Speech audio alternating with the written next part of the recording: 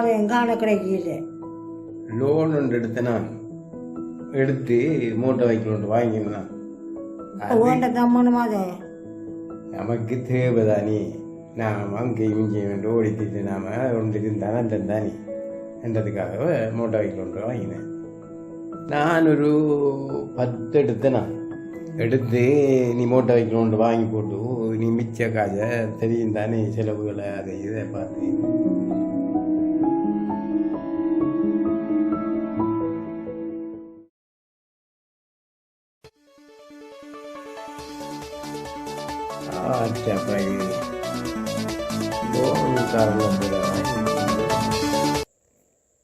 Hello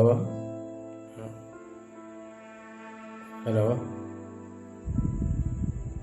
అవును தம்பி. ஓ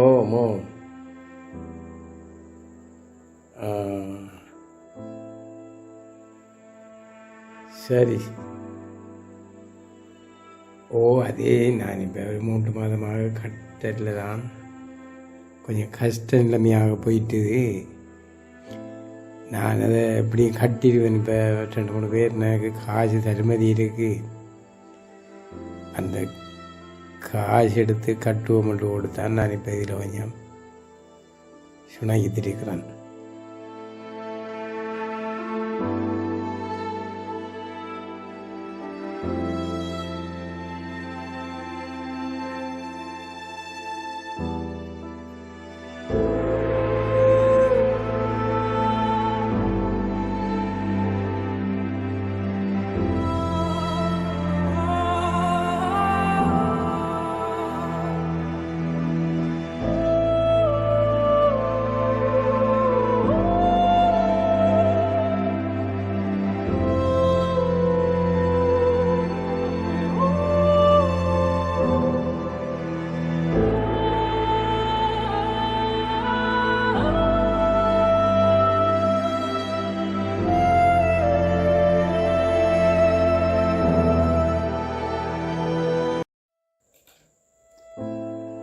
என்ன செய்வ காசிக்கு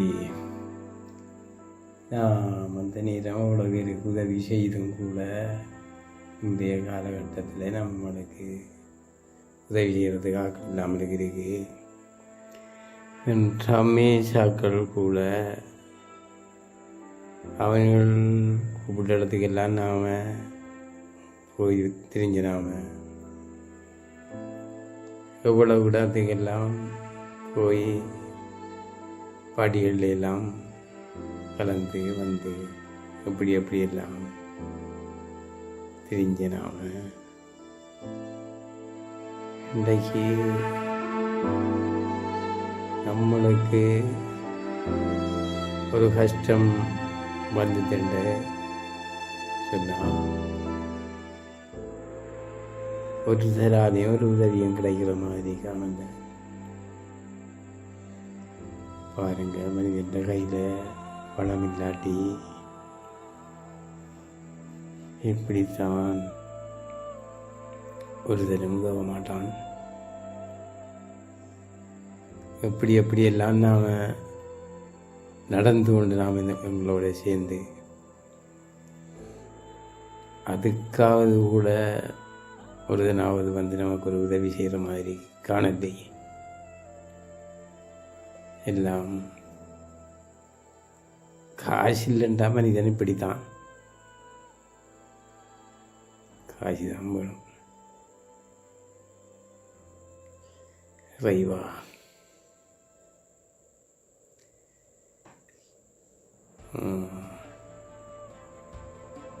பாருங்க, நாம் எவ்வளவு பேருக்கு எவ்வளவு உதவியை செய்தும் இன்றைக்கு நம்மளுக்கு ஒரு உதவி செய்வதற்கு ஒற்றுதலும் முன்பாக மாதிரி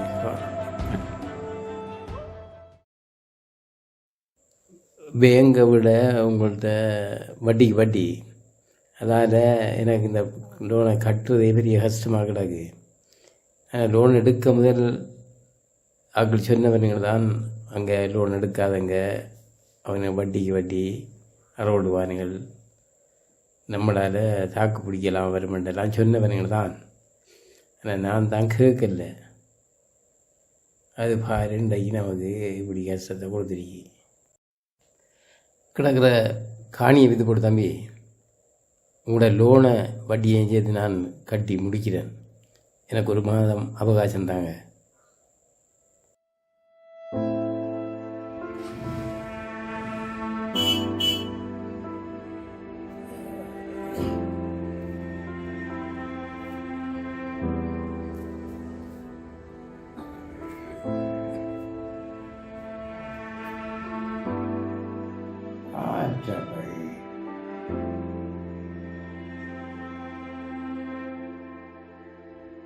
ஐயா, சும்மா இருக்கிறீங்களா?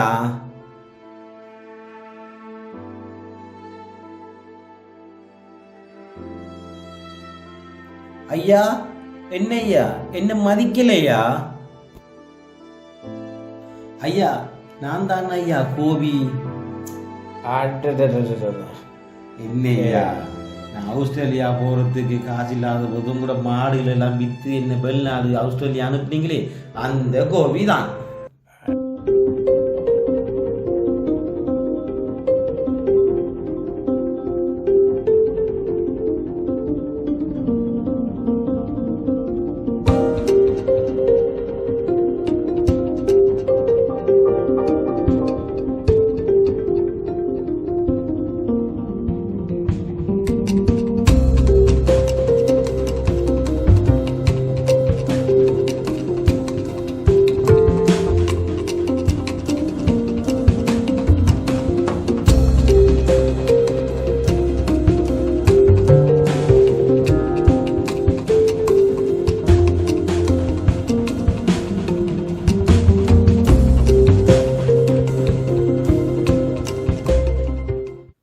ஐயா, என்ன ஐயா வீடு இவ்வளவு காணியில விற்க போறீங்களான்னு கேள்விப்பட்டேன். என்ன ஐயா பிரச்சனை உங்களுக்கு?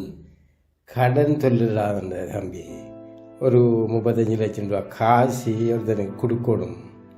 அதால் அந்த காணியை விற்று போட்டு அந்த பிரச்சனையை முடிப்போன்றீங்க. ஐயா, நீங்க காணி வளவு எதையும் விற்க தேவையில்லை, சரியா? இல்லைங்க ஐயா, இதில் 50 லட்சம் ரூபா காசு இருக்கு. இதை வச்சிட்டு உங்களை காணி பிரச்சனையை எல்லாத்தையும் முடிங்க.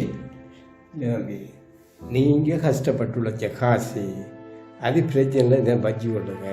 நான் இந்த வளவை விற்று இந்த பிரச்சனையை பார்க்குறேன்.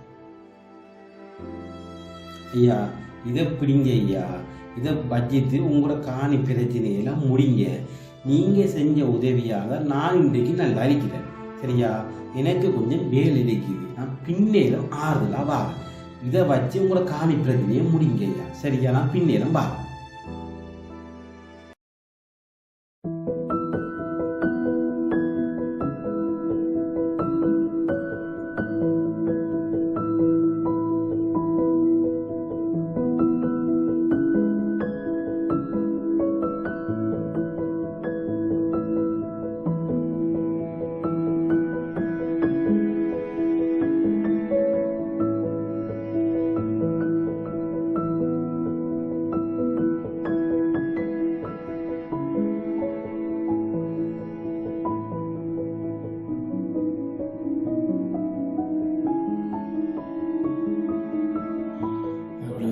உதவி செய்திருப்பேன்.